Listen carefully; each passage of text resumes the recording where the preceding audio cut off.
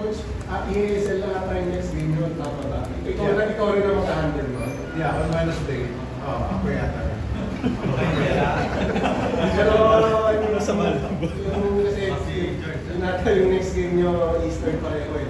Yeah, Eastern on Wednesday sa Hong Kong. And then pagbalik dito, sila na naman ang kalaban namin.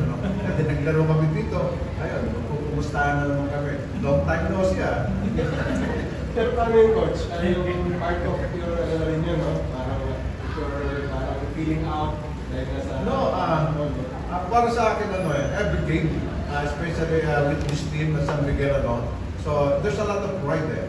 And we should be ready and prepared against because yung mga fans namin talagang always expecting a lot from us. And we cannot rest or but syempre, ang ano natin dito, yung game natin dito, but isa medyo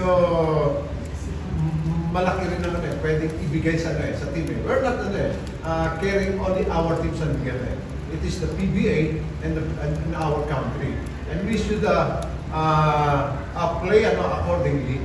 And then kailangan medyo talagang may class ang ibibigay natin.